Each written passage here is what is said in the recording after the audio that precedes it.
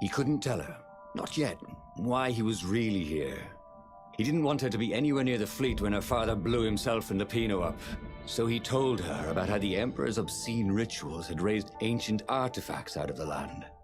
How he'd followed the appalling trail of the hideous horrors His Majesty had perpetrated for the sake of his own immortality. Any of this ring a bell? He said. He told me it was all lies. You've always known when I was lying. I always hated that about you, said Renato. The rebellion had started after atrocities that the Empire hushed up. Renato had rescued a priest whose order had been massacred for one book. He had slept in a burnt village.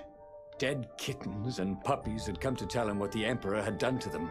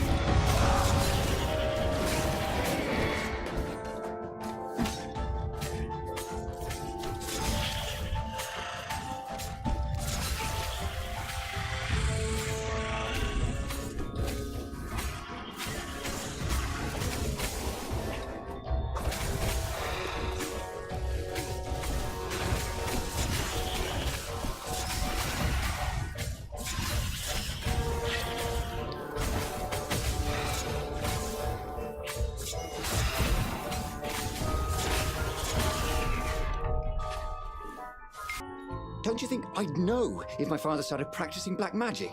Why? Would you join in? No. I'd destroy his books and I'd... Oh, God. Okay, you're not completely wrong. They've resurrected one of his victims. Well, look, it's not exactly alive, but it can talk. A true witness, she said.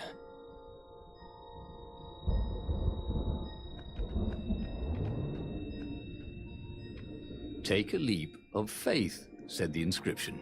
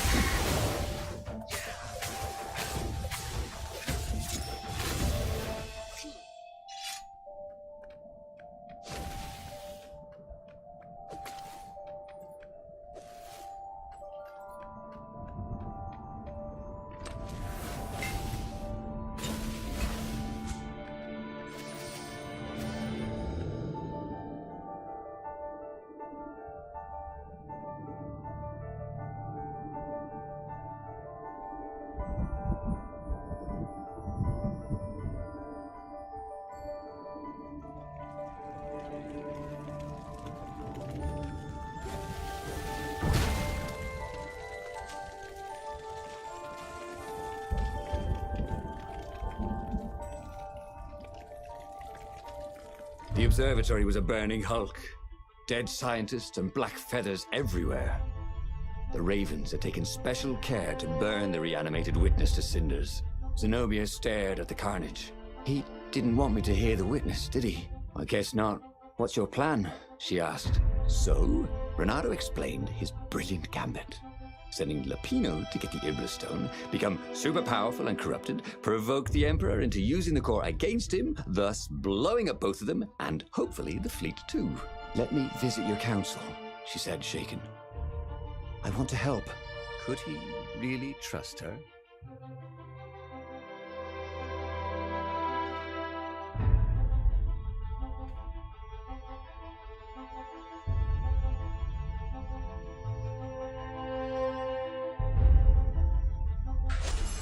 He'd done it. He'd made Zenobia see how evil her father really was. He wished she didn't feel this urge to join in the rebellion. After all, he'd taken care of the Emperor, right? Yeah, but she'd always been conscientious like that. She told him she had to go somewhere first. So Renato gave her the location of the secret base, and they agreed to meet in the ruins. He had a very good feeling about this. What had Zenobia gone off to do? What was more important than meeting the rebel council? Had he made a mistake, sending her to the ruins? No. He knew they could trust each other. He could trust her because she never broke her word. And she could trust him because she could see right through him. Well, she'd probably be there well before him. She at least didn't have to fight her way through rainstorms of ravens.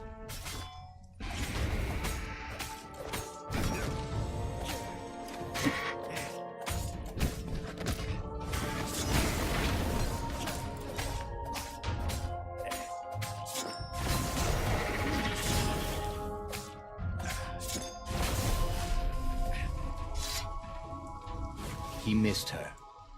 Not Zenobia. Hypatia, the kid's mother. Renato had never thought he'd date a librarian. He'd always figured himself for the barmaid type. But then, he'd never figured the library of Ubar would have comic books, or that Hypatia would know anything about them. He missed her.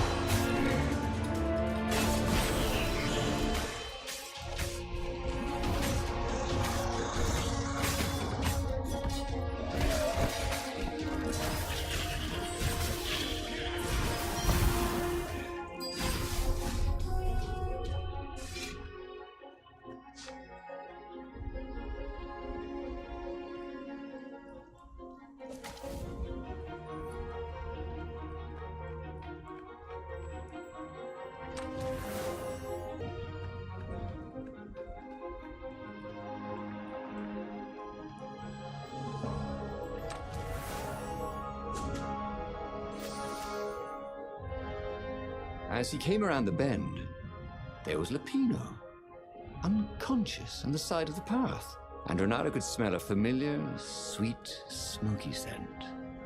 Who? Zenobia. It had to be. She never used a combat spell when she could use drowsy gas. That meant she had the Iblis Stone. What would it do to her? She hated her father now. She'd kill him for sure. The council wouldn't mind if she killed the Emperor, but murdering her father would destroy her.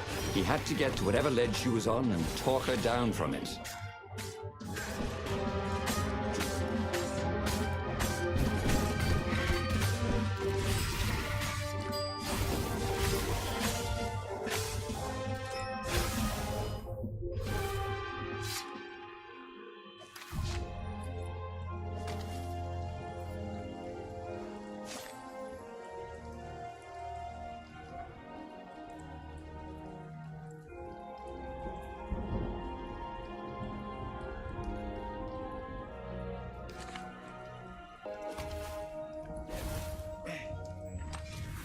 Who leaves these chests everywhere?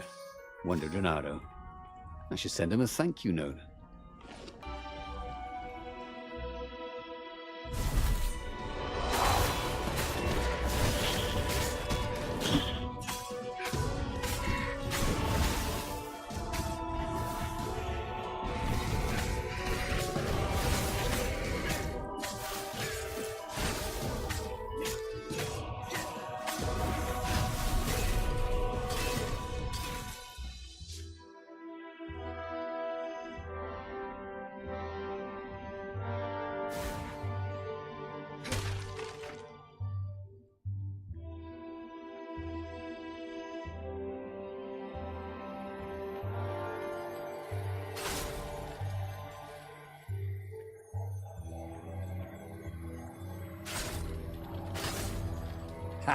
Bet you never saw that coming.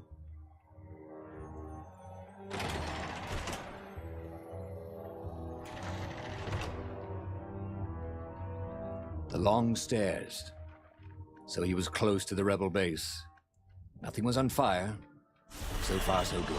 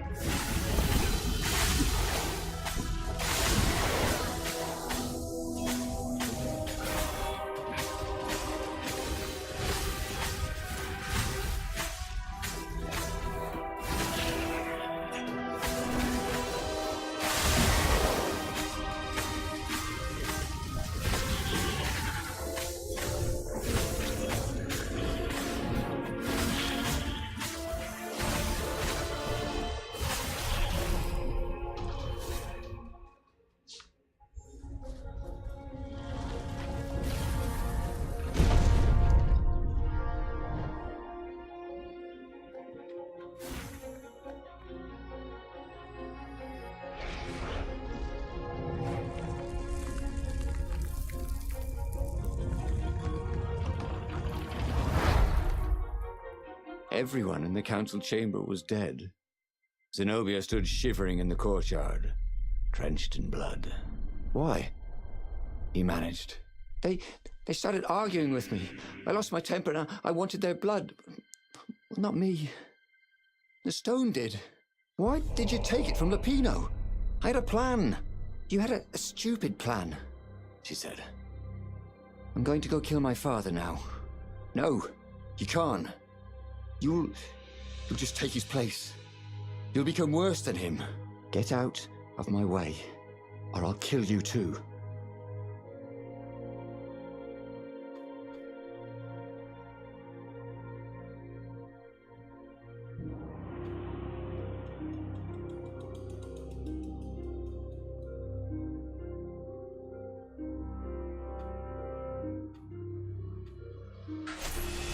You won't kill me, he said. And I won't let you kill the Emperor. Enraged, she raised the sword. You hate him too? He could sense the Iblis stone, yearning for his death. But she didn't strike. If you kill him, he'll destroy you. I know you. Shut up! She shouted, her sword trembling. I won't lose you again. Not for anything. Get away from me, he said, and he was very close. I can't lose you again. And he was in reach of her sword now. I hate him! I hate you too! I love you, he said for the very first time. And then she was weeping. He was holding her. The sword had dropped from her hand. He glanced at the Iblis stone. It was no longer the black of the void. It looked like coal. No. It glowed, like a cinder. It was crackling, burning, crumbling into ashes. You've always loved me, haven't you? She said. She was weak. The stone had taken so much from her. Always, he said. She staggered as he helped her up. Let me take you away. Where? The island of Avalon. The sisters will heal you. He will follow us. Then we need the Farfarer, the fastest ship in the Empire.